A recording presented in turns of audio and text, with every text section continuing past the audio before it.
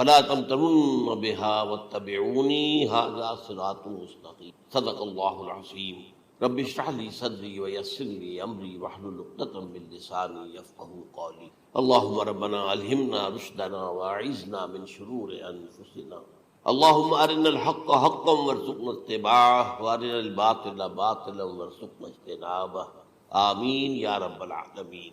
قادیانیت سے متعلق ایک بحث کا آغاز ہو، کیونکہ ہمارے علم میں یہ آیا تھا کہ قادیانیوں نے خاص طور پر ماڈل ٹاؤن کو اپنا ایک مرکز اور اپنا اڈا بنانے کا فیصلہ کیا، اور اس کا ہمیں تجربہ بھی حاصل ہو گیا۔ کچھ نوجوان اہل سنت کے نوجوان میرے پاس آئے تھے اور انہوں نے میری توجہ اس طرح منعکس کرائی کہ یہاں پر یہ اپنی جمعے کی نماز کے لیے اوپن گراؤنڈ استعمال کرتے اور اس میں لگا لیتے ہیں پارٹیشن وغیرہ، اور بڑی یوں سمجھیے کہ بڑی مہم کے ساتھ دونوں طرف کی سڑکیں بند کر کے، اور جو بھی لوگ مسافر ہیں انہیں بھی دعوت دیتے کہ آئیں یہاں جمعہ پڑھیں، اور بعض لوگ مغالطے میں وہاں جمعہ پڑھ لیتے۔ تو اس کے حوالے سے انہوں نے کوشش کی کہ کچھ نہ کچھ اس سلسلے میں، کیونکہ انہوں نے مجھے لا کر قانون دکھایا۔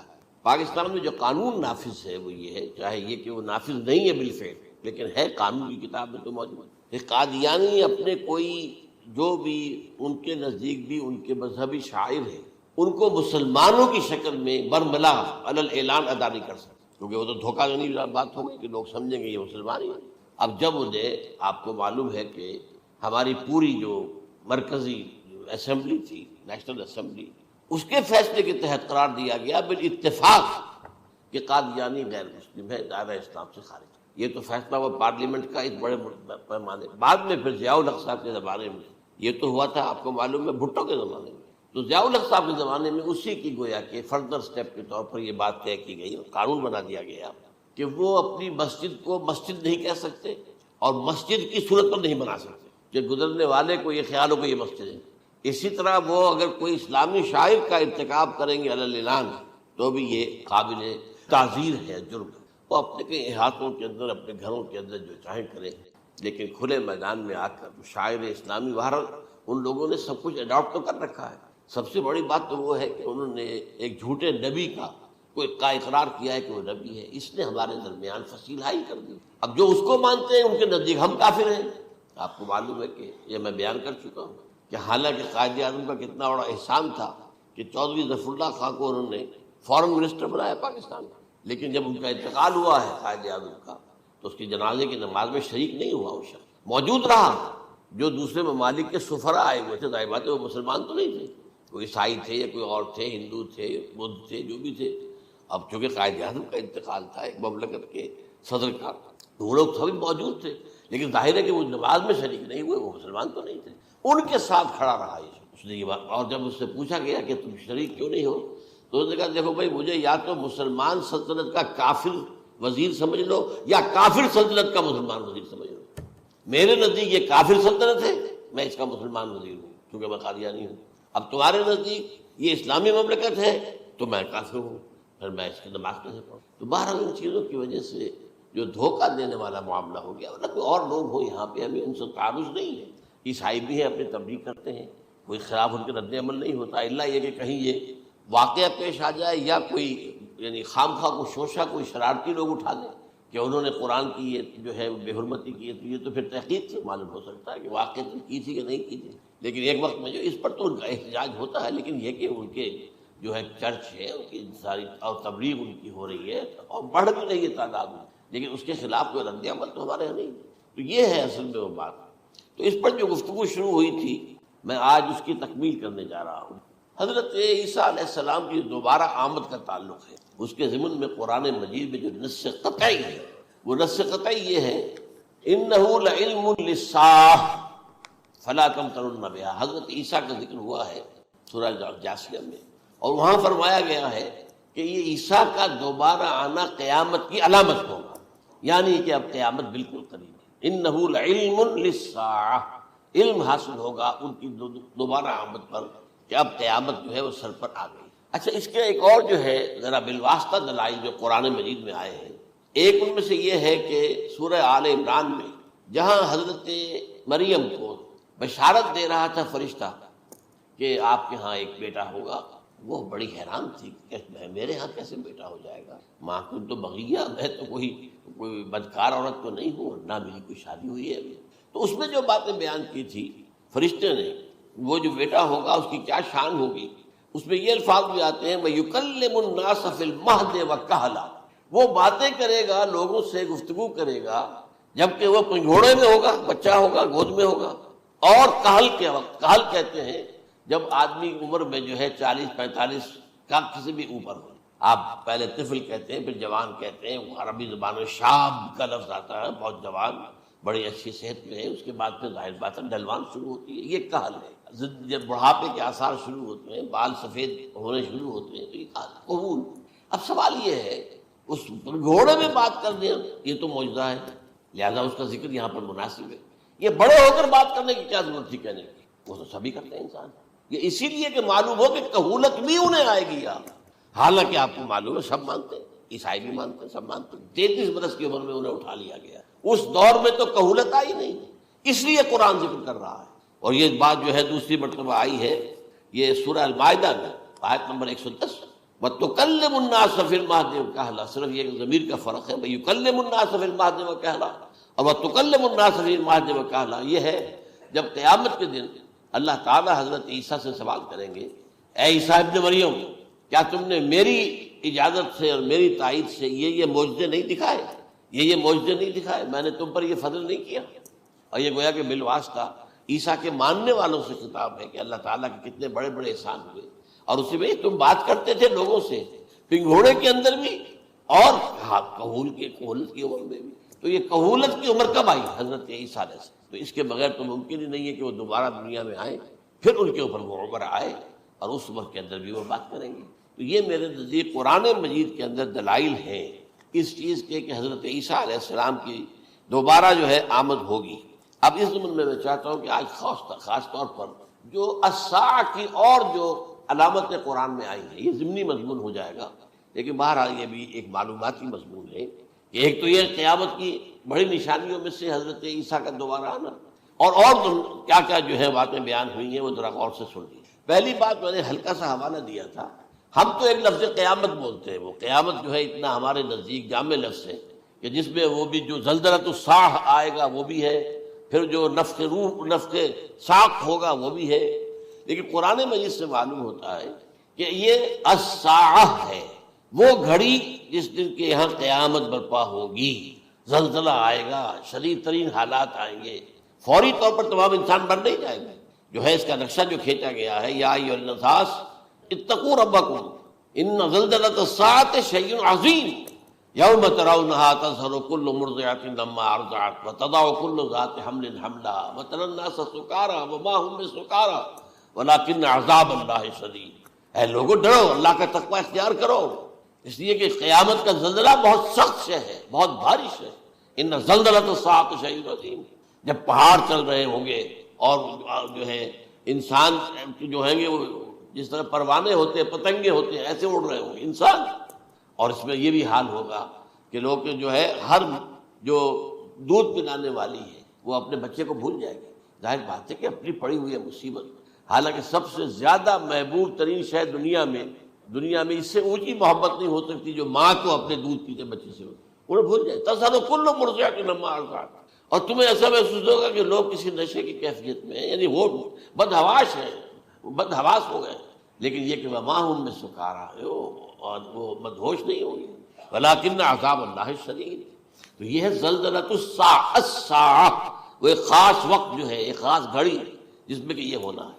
اس کے علاوہ قرآن مجید میں القارعہ القارعہ مالقارعہ وما ادراک مالقارعہ یوم یکون الناس کالفراش المبثوث وتکون الجبال کالعہن المنفوش۔ اب یہ کیا ہے؟ یہ نقشہ قیامت، یہ وہی ہے الساعہ، القارعہ الساعہ۔ اسی کے ساتھ قرآن میں آتا ہے الواقعہ اذا وقعت الواقعۃ لیس لوقعتها کاذبہ، تو یہ خافضۃ رافضہ، یہ الفاظ سورہ واقعہ میں۔ اسی طریقے سے اور جو الحاقہ والحاقہ وما ادراک ما الحاقہ، یہ تمام جو الفاظ قرآن مجید میں آئے ہیں یہ آئے ہیں الساعہ کے لیے، قیامت کے لیے نہیں۔ قیامت میں بعد میں بتاؤں گا آپ۔ چنانچہ 3 نفخے ہیں جو قرآن سے ثابت، نفخ فی الصور، اور اس نفخ فی الصور کا یہ عالم ہوگا یوم ینفخ فی الصور ففزع من فی السماوات ومن فی الارض الا من شاء اللہ، جس دن پھونکا جائے گا سور میں، اور اس وقت صورتحال یہ ہو جائے گی کہ جو بھی آسمانوں میں ہے زمین میں ہے سخت پریشانی اور سخت پشیمانی اور ایک طرح کے مرعوبیت اور خائف ہو کر رہ جائیں گے، اللہ ان کے کہ جن کو اللہ چاہے۔ اس کے کوئی ملائکہ مقربین ہوں گے، من فی السماوات و من فی الارض ہے، اس کے ساتھ ہی یہ کہہ دیا گیا ہے، لیکن یہ باقی پورے لوگوں کے اوپر، پوری مخلوقات کے اوپر ایک جو ہے گھبراہٹ کی کیفیت طاری ہو جائے گی۔ تو یہ ہے پہلا فضا۔ دوسرا فضا کیا ہے؟ فضا صعق۔ صعق کہتے ہیں آدمی کا بے ہوش ہو جانا۔ یہ دوسری مرتبہ جب سور پھونکا جائے گا، وَنُفِخَ فِي الصُّورِ فَصَعِقَ مَن فِي السَّمَاوَاتِ وَمَن فِي الْأَرْضِ إِلَّا مَا شَاءَ اللَّهُ۔ یہ ہے کہ اس کے بعد وہ سب کے اوپر موت طاری ہوئی۔ یہ دوسرے سور پھونکے جانے کے بعد پھر ثُمَّ نُفِخَ فِيهِ أُخْرَى، پھر ایک مرتبہ اور پھونک ماری جائے گی۔ یہ تیسرا ہو رہا ہے، فَإِذَا هُمْ قِيَامٌ يَنظُرُونَ، تو اچانک سب کے سب کھڑے ہوں گے اللہ کی طرف دیکھتے ہوئے۔ اب یہ جو ہے یہ ہے یوم القیامہ، قام یقوم قیامتاً، کھڑا ہوگا، کیونکہ اس دن یوم یقوم الناس لرب العالمین، جس دن کے تمام انسان جو ہے کھڑے ہو جائیں گے اپنے رب کے حضور میں، جس کا نقشہ کھینچا گیا ہے اذا دکت الارض دکا دکا وجاء ربک والملک صفا صفا۔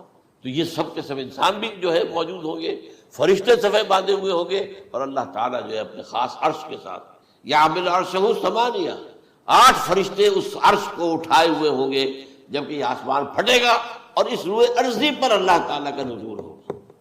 یہ جو ہے ہمارا یوم القیامہ یہاں ہے، یوم القیامہ ہی میں جو فیصلے ہونے یہاں ہونے، قصہ زمین برسر زمین، جو نیکیاں تم نے یہاں کمائی ہیں یا جو بدیاں تم نے یہاں جن کا ارتکاب کیا کا فیصلہ یہاں ہوگا۔ اس کے بعد واللہ عالم کچھ اور بھی چیزیں ہیں، لیکن یہ کہ وہ سب عام طور پر لوگوں کے علم میں نہیں ہے۔ میں نہیں چاہتا کہ خام خواہ کسی نئی بات سے کوئی جو ہے ذہنوں کے اندر کوئی ایک تشکیک پیدا ہو جائے، شبہات پیدا ہو جائے، لیکن یہ چیزیں جو میں نے آپ سرچ کی از قرآن ثابت، اسی زمین پر اترنا ہے۔ وجاء ربک والملک صفا صفا، یہ سب کے سب آئیں گے، اور ملائکہ، اور اس کے علاوہ جو ہے دوسرے مقامات پر اس کا نقشہ کھینچا گیا ہے۔ سورۃ الحاقہ کے اندر ہے، اللہ کا عرش جو ہے 8 فرشتے اٹھائے ہوئے نیچے اتریں گے۔